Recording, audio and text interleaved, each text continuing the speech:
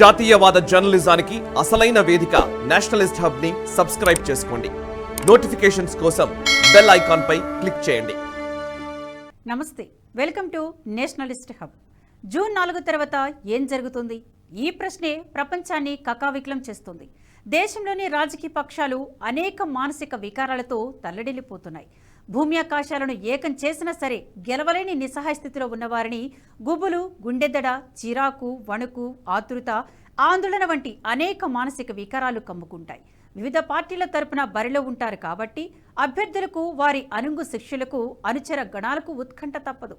ఈ ఎన్నికలు కేవలం రాజకీయ పక్షాల్లో మాత్రమే ఉద్వేగాన్ని నింపలేదు, సామాన్యులను కూడా టెన్షన్ పెడుతున్నాయి. ఈ టెన్షన్ మోదీ విజయానికి సంబంధించింది కాదు. గెలిచిన వెంటనే పదవి బాధ్యతలు చేపట్టే ప్రధాని మోదీ ఏం చేస్తారు? ప్రమాణ స్వీకారం తర్వాత సంచలన ప్రకటన చేస్తారా? ఈ ఊహాగానాల నడుమ ప్రపంచం ఉక్కిరిబిక్కిరవుతుంది. ప్రపంచంలోని అగ్రదేశాల మీడియా సహా దక్షిణాసియా దేశాల్లోని మాధ్యమాలన్నీ భారత ఎన్నికల ఫలితాలపై లెక్కకు మించిన ఫలిత జ్యోతిషాలు చెబుతున్నాయి. ప్రమాణ స్వీకారానికి ఏ దేశాలను ఆహ్వానిస్తారు? మంత్రివర్గ కూర్పు ఎలా ఉండనుంది? కొంతమంది పాతవారికి ఉద్వాసన తప్పదా?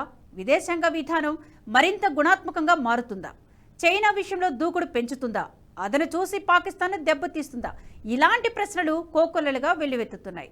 2002 నుంచి 2024 వరకు దాదాపు 22 ఏళ్ల పాటు ఏకబిగిన జరిగిన వ్యతిరేక ప్రచారాన్ని తట్టుకొని ప్రజాక్షేత్రంలో గెలిచిన ఏకైక నేత ప్రధాని నరేంద్ర మోదీ అని ప్రశంసించే పత్రికలు లేకపోలేదు. కానీ ఆద్యంతం తమ ప్రతికూల ప్రచారంతో మోదీని భూస్థాపితం తప్పదని చెప్పిన మాధ్యమాలు, వారికి వత్తాసు పార్టీలు కూడా ఉన్నాయి.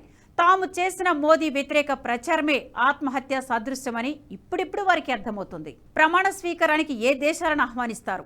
ఈ ప్రశ్నే చాలా ఉత్కంఠకు కారణమవుతుంది. భౌగోళిక రాజకీయాల ఉద్రిక్త మైదానంలో భారత్ వంటి పెద్ద దేశాలు చేసే ప్రతి చర్య, వేసే ప్రతి అడుగు అనేక కుదుపులకు కారణమవుతాయి.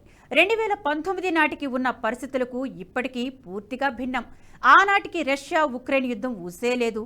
తూర్పు యూరోప్లో ఇంతటి కల్లోలం రేగుతుందని ఎవరూ ఊహించలేదు. పాలస్తీనా, ఇజ్రాయెల్ దేశాలు ఈ స్థాయిలో దీర్ఘకాలిక యుద్ధానికి దిగుతాయని ఎవరూ అనుకోలేదు, అంచనా కూడా వేయలేదు. చివికి గాలివారణ మారిన పాలస్తీనా, ఇజ్రాయెల్ యుద్ధం ఇరాన్, ఇజ్రాయెల్ దేశాల మధ్య ఘర్షణగా తర్జుమా అవుతుందనే ప్రశ్నే ఉత్పన్నం కాలేదు. ఆఫ్ఘనిస్తాన్ నుంచి అమెరికా దళాలు వెనక్కి వెళ్లలేదు. ఆనాటికి ఆఫ్ఘన్ అంతర్యుద్ధం జాడేలేదు. G20 దేశాల సదస్సుకు భారత్ అధ్యక్షత వహించింది, ఆహ్వానం పలికింది. చైనా తన భూభాగంగా చెప్పుకుంటున్న అరుణాచల్ ప్రదేశ్లో కూడా G20 దేశాల సమావేశాలు నిర్వహించి అగ్రదేశాలతో ఔరా అనిపించుకుంది. ఈ భౌగోళిక రాజకీయ పరిణామాల నేపథ్యంలో చూస్తే భారతదేశంలో జరిగే ఎన్నికలు చాలా కీలకమైనవి. అంతేకాదు, రాజకీయ ప్రాంగణానికి ఎంతో దూరంలో ఉండే ధార్మిక అంశం కూడా అనేక ఉద్వేగాలను, ఉత్తేజాలను కలిగిస్తోంది. అదే రామ మందిర నిర్మాణ అంశం. ప్రపంచంలోని 87 దేశాల్లోని హిందూ బంధువులు భవ్య రామాలయాన్ని చూసి సామూహిక స్మరణలో సంలీనమయ్యారు. అట్లా చూస్తే ఈ ఎన్నికలకు అనేక ప్రత్యేకతలు, ప్రాసంగికతలు ఉన్నాయి. మన దేశంలో అయితే 370 అధికరణం రద్దు, ట్రిపుల్ తలాక్ రద్దు తర్వాత CAA అమలు లాంటి చారిత్రక నిర్ణయాల నేపథ్యంలో జరుగుతున్న ఎన్నికలివి. అనేక కీలక జాతీయ, అంతర్జాతీయ పరిణామాల తర్వాత ప్రపంచ వేదికపై భారత స్థానం మారింది, మరింత స్వతంత్రత ప్రకటించుకుంది. మన వైఖరి ప్రకటించడానికి అగ్రదేశాల వంక చూడకుండా కరాఖండిగా తేల్చి చెప్పే స్థితికి చేరింది. ఈ ఎన్నికల్లో మోదీ మరోసారి విజయం సాధిస్తే ప్రమాణ స్వీకారానికి ఎవరిని ఆహ్వానిస్తారనే ప్రశ్న రావడం సహజం. దక్షిణాసియాలో బలమైన శక్తిగా మారిన భారత్ తన మిత్ర దేశాల జాబితాలోకి ఎవరికి చేరుస్తుంది, ఎవరికి స్వాగత సత్కారాలు చేస్తుందనే సందేహం రావడంలో అర్థముంది. అందుకు ప్రధాన కారణం 2014-19లో ఈ 2 ప్రమాణ స్వీకార సందర్భాల్లో ఏ దేశాలను ఆహ్వానించాలనే విషయంలో ప్రధాని మోదీకి చాలా దీర్ఘకాలిక వ్యూహాత్మక దృష్టి ఉంది. 2014లో నరేంద్ర మోదీ తొలిసారి దేశ ప్రధానిగా ప్రమాణ స్వీకారం చేసినప్పుడు సార్క్ దేశాధినేతలను ఆహ్వానించారు. సార్క్లో భాగస్వాములుగా మెజారిటీ దేశాలు ఒకప్పటి అఖండ భారత్లో భాగంగా ఉన్నాయి. అందుకే ఈ ప్రమాణ స్వీకారోత్సవాన్ని మేజర్ డిప్లొమాటిక్ ఈవెంట్గా పేర్కొన్నారు విదేశాంగ నిపుణులు. 2019లో రెండోసారి ప్రధాని పగ్గాలు చేపట్టినప్పుడు ప్రమాణ స్వీకార మహోత్సవానికి బిమ్స్టెక్ దేశాలను ఆహ్వానించారు. భారత విదేశాంగ విధానంలో వచ్చిన గుణాత్మక మార్పులో భాగంగా లుక్ ఈస్ట్ పాలసీ రూపొందింది. మరోవైపు థాయిలాండ్ కూడా లుక్ వెస్ట్ పాలసీకి శ్రీకారం చుట్టింది. ఈ 2 మేలు కలయికే బిమ్స్టెక్ ఏర్పాటు. సరికొత్త దౌత్య నీతికి రూపకల్పన చేయడమే కాదు, సదరు దౌత్యనీతి తాలూకు సారం వ్యక్తం కావడం అవసరమనే ధోరణి కారణంగానే ప్రమాణ స్వీకారాలను అంత పగడ్బందీగా డిజైన్ చేసింది మోదీ టీం. కేవలం ప్రమాణ స్వీకారాన్ని మాత్రమే కాదు, 100 రోజుల ఎజెండా కోసం ప్రత్యేక టీంను ఏర్పాటు చేసినట్లు తెలుస్తోంది.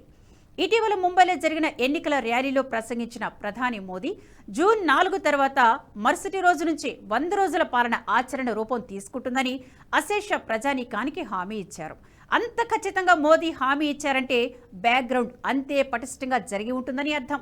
జూన్ 4 తర్వాత ఏ క్షణమైనా జరిగే ప్రధాని నరేంద్ర మోదీ ప్రమాణ స్వీకార మహోత్సవానికి మరోసారి అఖండ్ భారత్లో భాగంగా ఉన్న 9 దేశాలను ఆహ్వానించే అవకాశం ఉందని వార్తలు వస్తున్నాయి.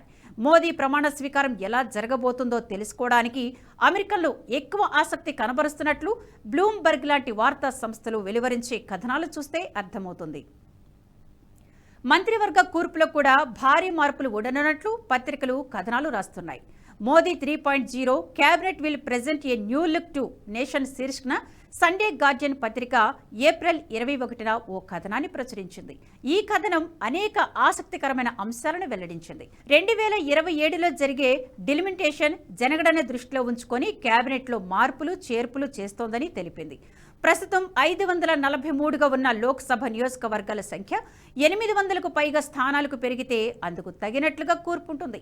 పార్టీ సంస్థాగత విస్తరణ, పాలనా వ్యవహారాలను సమన్వయం చేసుకునే విధంగా కేబినెట్ కూర్పు ఉండనుందని ఈ కథనం తెలిపింది. కొత్త పార్లమెంట్ భవన నిర్మాణం కూడా పెంపుదల దృష్టిలో ఉంచుకొని జరిగిందంటారు. 888 మంది లోక్సభ సభ్యులు, 384 మంది రాజ్యసభ సభ్యులు కూర్చుకునేందుకు వీలుగా కొత్త పార్లమెంట్ భవనాన్ని నిర్మించారు.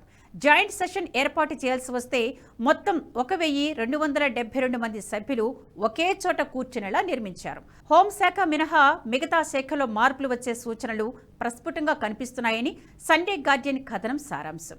సండే గార్డియన్కు దొరికిన సాధికారిక వనరు ఏంటో తెలియదు కాబట్టి అందులోని నిజానిజాలను బేరీజు వేయలేం. కానీ కొంతమంది సీనియర్లకు ఉద్వాసన తప్పదని మాత్రం తెలుస్తోంది. విషయాన్ని వేగంగా అర్థం చేసుకునే యువ ఎంపీలను ప్రోత్సహించాలనే పట్టుదలతో మోదీ ఉన్నట్లు దీన్ని బట్టి అర్థమవుతుంది.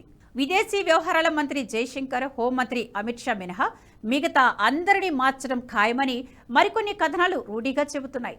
జాతీయ భద్రతా సలహాదారు అజిత్ దోవల్ కూడా స్వచ్ఛందంగా తప్పుకోవచ్చనే ఊహాగానాలున్నాయి. వచ్చే ఏడాది జనవరి 20 నాటికి దోవల్ 80వ పడిలో పడతారు. వృత్తిరీతనే కాదు, సాంకేతికంగా కూడా ఇబ్బంది కాబట్టి పక్కకు తప్పుకునే అవకాశం ఉంటుందనే ప్రచారం ఉంది. అయితే సలహాలు సూచనలు ఇచ్చే వీరుని కూడా ప్రభుత్వం పరిశీలిస్తున్నట్లు తెలుస్తోంది.